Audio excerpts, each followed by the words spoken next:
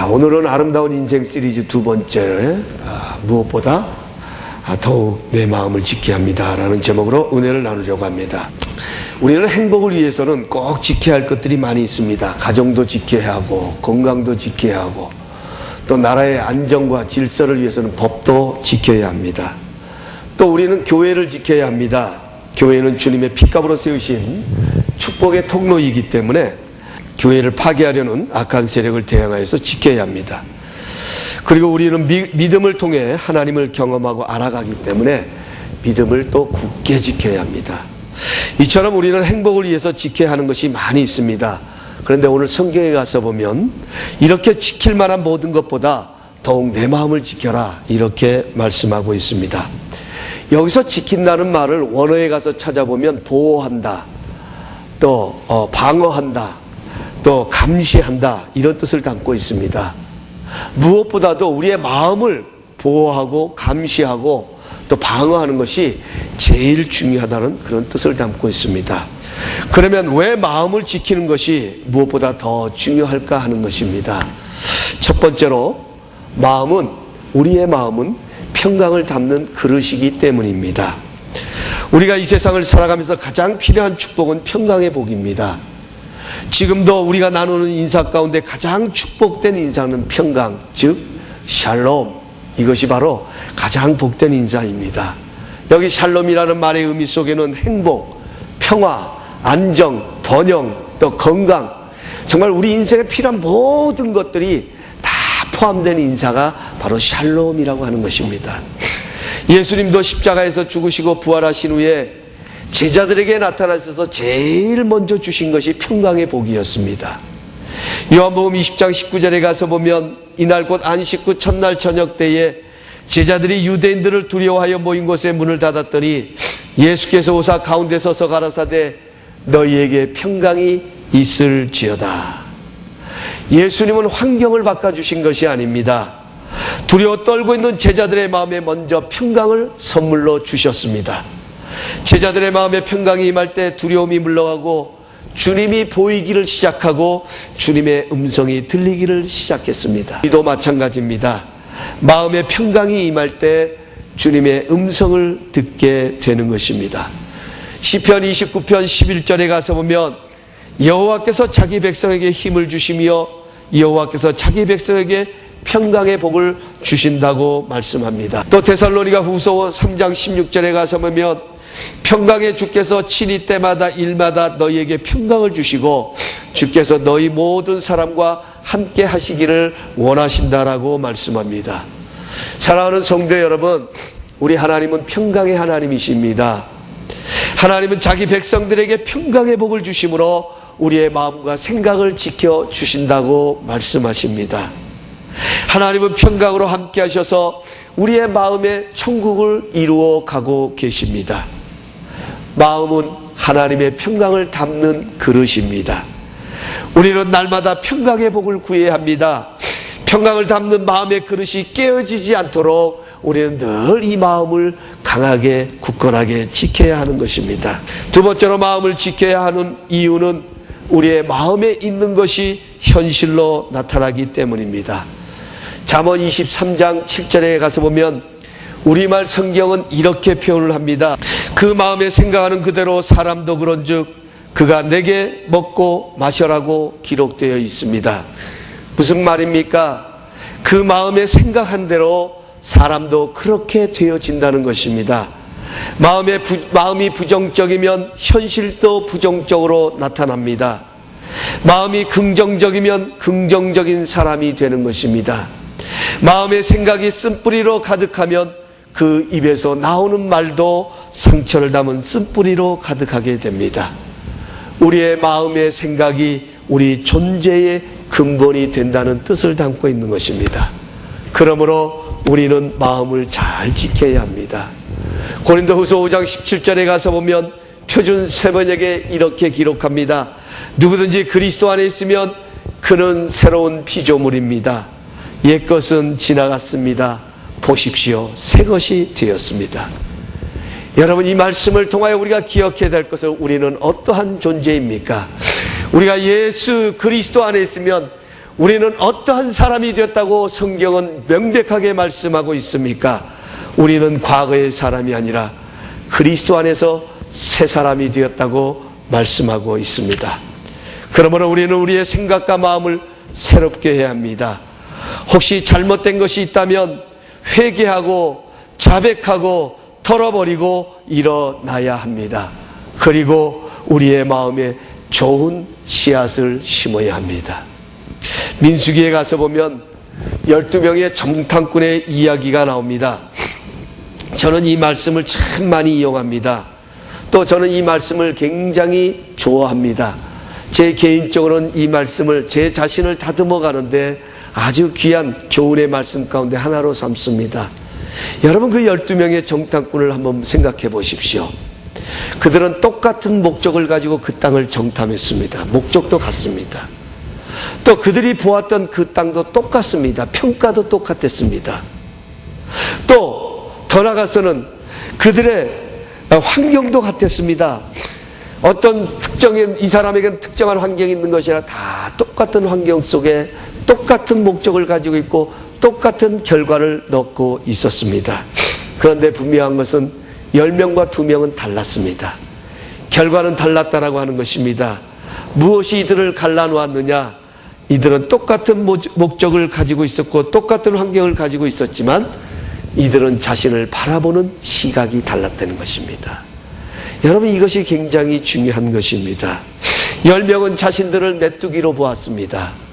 10명들의 마음과 생각, 10명의 마음과 생각 속에는 그 환경을 바라보면서 똑같은 조건을 바라보면서 자신들은 메뚜기라고 그들은 생각하고 여겼기에, 그러나 갈렙은 그들은 우리의 밥이다, 우리는 그 땅을 취할 수 있다라고 말합니다. 그는 하나님을 바라보면서 할 수 있다는 생각을 마음에 심었습니다. 그 마음의 생각이 그를 위대하게 만들었던 것입니다. 여러분, 우리의 마음의 생각을 지켜야 합니다. 저는 오늘 이 말씀을 준비하면서 특별히 여러분들과 저를 향하여 축복하기를 원합니다. 오늘 이 시간 하나님의 말씀 안에서, 하나님의 믿음의 시각 안에서 여러분과 저를 새롭게 바라보는 축복이 있기를 원합니다. 우리 각자를 향하여서 건강한 자화상을 가지기를 원합니다. 메뚜기의 자화상이 아니라 축복의 자화상으로 우리의 마음을 지키는 역사가 있기를 원합니다. 여러분, 오늘 이곳에서 오실 때 느낌이 어떠셨어요? 여러분, 여기를 향해서 운전하고 오시면서 어떤 마음을 가지셨습니까? 오늘 중요한 것은 우리의 마음을 지켜야 합니다. 내게 눈에 보여진 것, 여러분, 메뚜기의 자아상이 아니라 여러분 할 수 있다라는 축복의 자아상으로 마음을 지키시기 바랍니다. 여러분, 좁은 생각이 아니라 넓은 생각으로 마음을 지키십시오. 정말 여러분 한 분 한 분들이 믿음의 거부가 되어지는 그런 축복이 있기를 원합니다. 세 번째로, 그러면 어떻게 우리는 마음을 지킬 수 있을까요? 분명한 한 가지 사실은 우리의 힘으로는 우리의 마음을 지킬 수가 없습니다. 우리에게는 그럴 능력이 없습니다. 얼마든지 잘하고 싶지만 또 넘어져 있는 나의 모습을 바라볼 때가 너무나 많이 있습니다. 우리의 마음과 생각은 하나님의 평강이 우리의 마음과 생각을 지켜주셔야 합니다.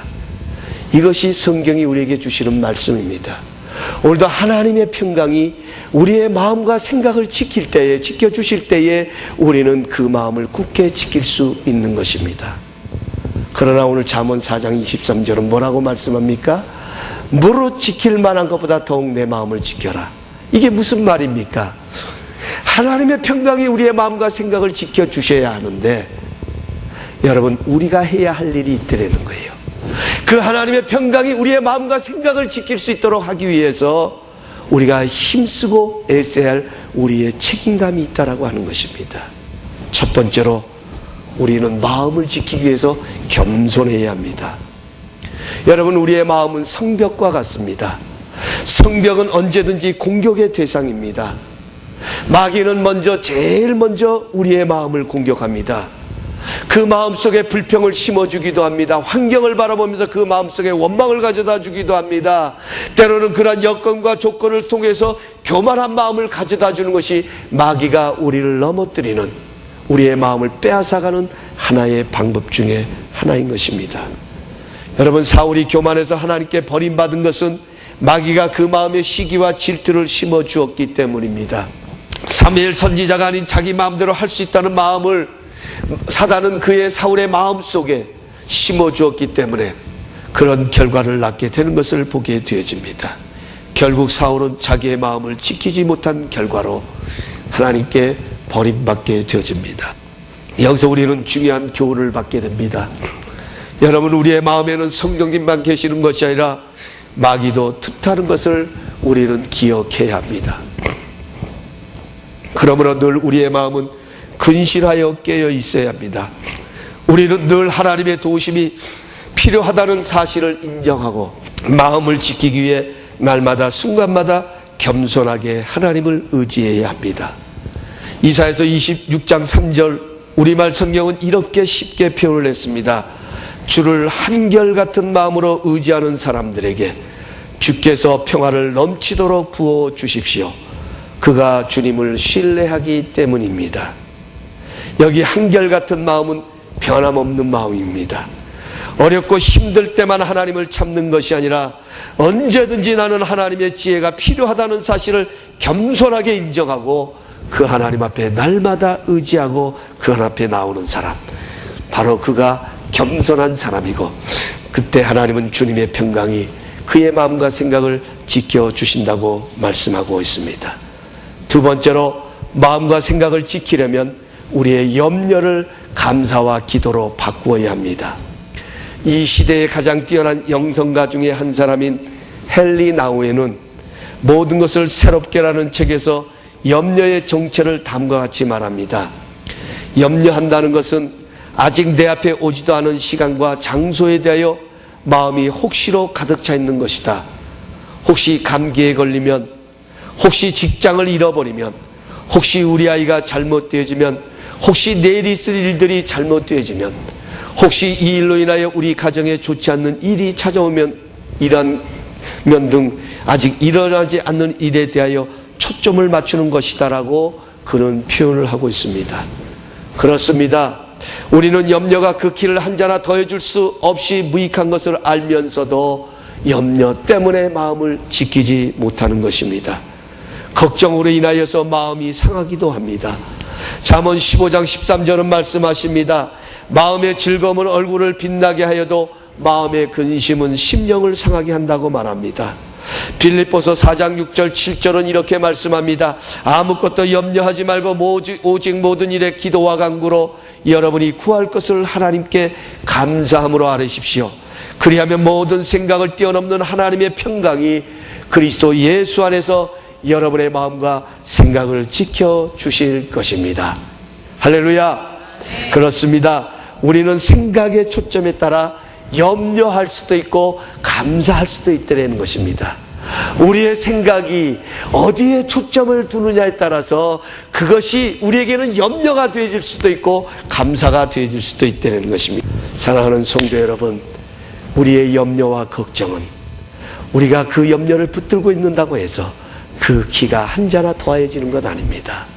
중요한 것은 그 염려와 기도를, 그 염려를 기도와 축복으로 바꿔야 되는 것입니다. 세 번째로, 마음과 생각을 지키려면 말씀을 통해 마음의 생각을 조율해야 합니다. 오늘 말씀 20절에서 21절을 우리 다시 한번 천천히 한번 읽어보겠습니다. 너무 중요한 말씀이 담겨져 있습니다. 20절에서 21절 말씀 여러분 우리 함께 한 목소리로 봉독합니다. 시작. 내 아들아, 내 말에 주의하며 내가 말한 것 내 귀를 기울이라. 그것을 내 눈에서 떠나게 하지 말며 내 마음속에서 지키라. 아멘. 여기에 가서 보면 우리의 마음과 생각을 지키기 위해서는 세 가지가 아주 중요함을 말씀하고 있습니다. 첫 번째로는 귀를 기울이라는 거예요. 두 번째로는 떠나지 말라는 거예요. 세 번째는 내 마음에 지키라는 것입니다. 우리의 마음은 어떤 소리를 듣느냐가 중요하다는 것입니다. 희망의 소리를 들으면 소망이 생기고 부정의 소리를 들으면 어둠이 몰려오는 것이 우리의 마음입니다. 아담과 하와는 하나님의 소리보다 사탄의 소리에 귀를 기울이게 되었을 때 헛된 것에 마음을 빼앗기게 되고 결국 하나님을 떠나는 불행을 가져오게 됩니다. 지금도 이 세상에는 수많은 말들이 우리의 귓가에 들려지고 있습니다. 복 있는 사람은 들어야 할 것을 듣고 듣지 말아야 할 것은 과감하게 버리며 따라가야 할 것은 따라가고 따라가서는 아니 될 것을 포기하는 그런 사람이 바로 복 있는 사람인 것입니다. 우리는 어떻게 그것을 구별할 수 있습니까? 어떻게 그것을 우리는 조율할 수 있습니까? 복 있는 사람은 하나님의 말씀으로 자기의 마음의 생각을 조율하는 사람이라고 시편은 우리에게 말씀해 주고 있습니다. 악기는 조율할 때 가장 아름다운 소리를 낼 수 있습니다.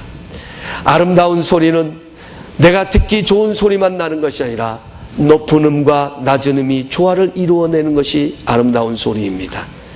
하나님의 말씀은 지혜의 우물입니다. 이런 모양 저런 모양으로 나누어진 우리의 마음을 하나님의 지혜로 조율해야 합니다. 우리는 하나님의 말씀을 통해 예수님을 만나기도 하고 성령님을 만나기도 합니다. 우리는 하나님의 말씀을 통해 그분의 음성을 듣기도 하며 그분의 뜻을 깨닫기도 합니다. 그러므로 우리는 마음과 생각을 지키기 위해서 하나님의 말씀을 가까이 해야 합니다. 주야로 그것을 내비에서 떠나지 말게 하며 묵상해야 합니다. 그러면 반드시 형통할 것이라고 하나님은 약속하고 계십니다. 말씀을 맺겠습니다. 우리나라 속담에 털을 닦아야 집을 짓는다는 말이 있습니다. 이 말은 기초를 튼튼히 닦아야 집을 지을 수 있다는 말인 것입니다. 우리 인생의 기초는 마음입니다. 이 마음의 밭이 든든할 때 영혼이 잘된 같이 범사가 잘되는 축복을 누리게 됩니다. 하나님은 평강으로 우리의 마음과 생각을 지키십니다. 우리는 겸손함으로 염려를 감사와 기도로 말씀으로 평강을 담은 마음을 지킬 때에 영혼이 잘된 같이 범사가 잘되어 생명을 얻되 더 풍성히 얻는 축복이 우리와 함께 하게 될 것입니다. 이런 은혜가 우리 모두에게 넘치시길 주님의 이름으로 축복합니다. 기도하겠습니다.